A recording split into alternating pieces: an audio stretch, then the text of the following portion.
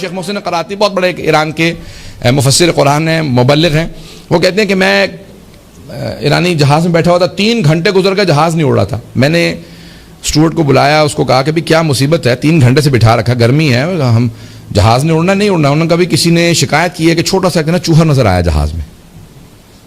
تو انہوں نے کہا بھی اتنا بڑا جہاز ہے، اڑاؤ، چوہا کیا کر لے گا؟ انہوں نے کہا نہیں آقا، وہ چھوٹا سا چوہا ہے، اگر وہ کہیں سسٹم میں گھس گیا تو کوئی تار اس نے کتر دی تو کچھ بھی ہو سکتا ہے، ہوائی جہاز گر جائے، کچھ ہو، رابطہ ٹوٹ جائے گا، ہم نہیں اڑ سکتے.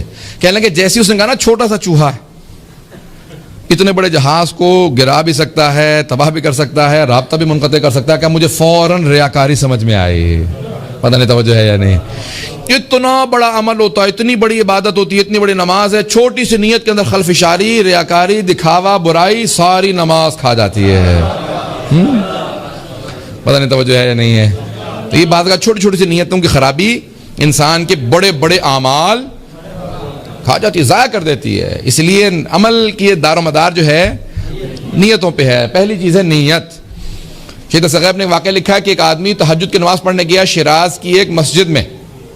اتفاقاً کبھی اس نے کہا چلے آج پڑھ لیتا ہوں نماز شب.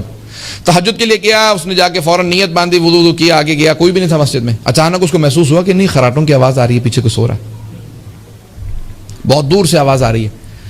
اب اس نے کہا کہ بھئی یہ جو بھی ہے بندہ، اس نے پورے شیراز میں جا کے بتانا ہے کہ میں تہجد پڑھتا ہوں. تو اس نے کہا پھر میں اونچی آواز سے پڑھوں گا تاکہ پھر لوگوں کو پتہ چلے کہ کتنی اچھی میری نماز ہے. گیا 15 منٹ کے لیے تھا، اس نے کہا میں 1.5 گھنٹے لگا کے تہجد پڑھوں گا. پوری رات پڑھتا رہا، نمازیں پڑھتا رہا. صبح اذان مؤذن آیا، اس نے کہا کہ اب یہ جا رہا ہے، دیکھو تو صحیح کون جا رہا ہے. دیکھا تو ایک جانور تھا، کتا تھا جو وہاں سونے کے لیے آ گیا تھا. اس نے کہا پروردگارا میں نے نماز ضائع بھی کی تو کس کے لیے کی. نیتوں کو کبھی بھی ضائع نہ ہونے دیں، نیت خالص رکھیں. انسان جب آ رہا ہے نا گھر سے نیت کرتا ہے میں امام بارگاہ جا رہا ہوں، وہیں سے آپ کا ثواب شروع ہو جاتا ہے.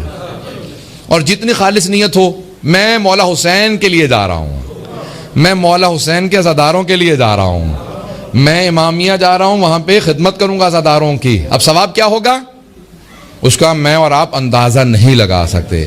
اور خدا نہ خواستہ نیت ہو میں فلاں مومن کی اذیت دے کے آؤں گا، میں اس کی تو میں نے تو کچھ بھی نہیں کہا.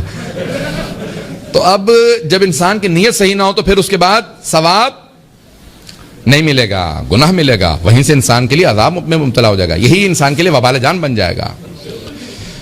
اور بات صحیح ہے، میں مولانا سے اتفاق کرتا ہوں. تو عزیزان گرامی، یہ انسان کے لیے عبادات رہیں، یہ عبادات رہیں، یہ وبال جان نہ بنے. سید الشہداء خود حساب کتاب لیں گے، خبردار میرے نام سے برائی مت کرنا. یہاں تک کہ مولانا نے ایک مرتبہ اپنے ایک بستی سے، ایک گاؤں سے لوگ گئے زیارت کے لیے، سب نے ایک ہی مسافر خانے میں خواب دیکھا کہ امام حسین نے کہا میرا وہ جو تمہاری بستی میں امام باڑہ ہے نا، اس امام بارگاہ کے اندر ایک خادم ہے، میرے عزاداروں کے جوتے سیدھے کر کے رکھتا ہے، اب واپس جا کے میرا سلام کہہ دینا، اس میرے خادم سے کہنا مجھے اس سے بڑی محبت ہے. کہا مولا کیوں؟ کہا وہ میرے عزاداروں کے جوتے سیدھے کر کے رکھتا ہے. خدمت کبھی بھی انسان تکبر نہ کرے. کبر و نخوت خدا کو بالکل پسند نہیں ہے. ٹھیک ہے، ہمیشہ خلوص کے ساتھ آئیں. سب کی توجہ ہے میرے ساتھ؟ تو پہلی چیز ہے نیت. نیت انسان کی خالص ہونی چاہیے. ہر عمل کے لیے نیت ہے. صدقہ دے رہے ہیں، نیت کرتے ہیں آپ لوگ؟ کرنی چاہیے. صدقہ نکالتا ہوں قربت اللہ، کس کا؟ پہلے کہیں کہ امام زمانہ کا صدقہ نکالتا ہوں اپنے ماں باپ کا. ماں باپ زندہ ہوں مردہ ہوں، ان کی طرف سے پہلے نیت کریں. کیوں؟ سب سے زیادہ ہمارے گردنوں پہ حق ہمارے ماں باپ کا ہے. ماں باپ کا حق سب سے زیادہ ہمارے گردن، چاہے مردہ ہوں صدقہ ان کی طرف سے نکالا جا سکتا ہے. آخرت میں ان کی قبر میں بھی انہیں ثواب ملے گا. پیغمبر اسلام سے ایک ان کے صحابی نے کہا یا رسول خدا 20 سال سے اپنی ماں کی خدمت کر رہا ہوں، چل نہیں سکتی، اس کی ٹانگیں ختم ہو گئی ہیں، دانت سارے ٹوٹ چکے ہیں، میں چبا کے منہ میں کھانا ڈالتا ہوں، لباس میں پہناتا ہوں، اپاہج ہے، بہت بوڑھی ہے ماں، میں نے سارے حق ادا کر دیے اپنی ماں کے؟ پیغمبر اسلام نے کہا نہیں. تو کہا کتنے حق ادا ہوئے؟ کوئی پتہ تو چلے کتنا اور خدمت کروں گا تو میرا حساب کتاب ماں سے برابر ہو جائے گا. پیغمبر نے فرمایا وہ جو اس نے 9 مہینے پیٹ میں رکھا نا، تو نے 20 سال میں بھی وہ بھی حق ادا نہیں کیا. بڑا اس کو تعجب ہوا. کہا یا رسول خدا 9 مہینے اس نے پیٹ میں رکھا، 20 سال سے میں خدمت کر رہا ہوں. پیغمبر نے کہا وہ چھوڑ دے، وہ جو ایک رات تیرے آرام کی خاطر وہ تیرے پیشاب کی وجہ سے پوری رات جاگتی رہی، وہ تری میں پڑی رہی، تجھے سکون سے سلاتی رہی، تجھے خوش کرتی رہی، اس ایک رات کا بھی تو نے 20 سال میں بدلہ نہیں دیا. اس نے کہا میں نہیں مان سکتا. ایک رات کا بدلہ میں نے 20 سال میں کیسے نہیں دیا؟ پیغمبر نے کہا نیتوں میں فرق تھا. توجہ، پیغمبر نے کہا نیتوں میں فرق تھا. تو جب 20 سال سے ماں کی خدمت کر رہا ہے، تو ذہن میں موت رکھتا ہے، یہ مرنے والی ہے، جتنی ہو سکتی خدمت کر لو. وہ جب تجھ سے محبت کرتی تھی، وہ تیری زندگی کی نیت کرتی تھی. وہ کہتی تھی پروردگارہ میری جان اسے مل جائے، میری جان لگ جائے اسے، میری زندگی سے مل جائے. کہ ماں باپ کا بدلہ تو کبھی نہیں ادا کر سکتا. کہ کیونکہ ان کی نیت میں فرق. توجہ ہے لوگوں کی؟ پتہ نہیں مجھے کہ لوگ سننا چاہ رہے ہیں نہیں سننا چاہ رہے ہیں.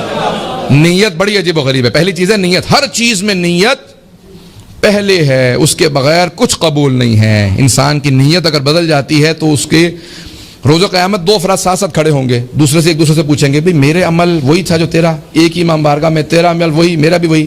درس میں سارے بیٹھے ہیں نا، ہوگا میں بھی اس وقت آیا تھا جب تو آیا، میں نے وہی جوتے اتارے جہاں تو نے اتارے تھے، اتنی دیر میں بھی درس میں بیٹھا جتنی دیر تو بیٹھا. تیرا اتنا ثواب میرا اتنا کم. ہوگا نا روز مقابلہ کریں گے روز قیامت.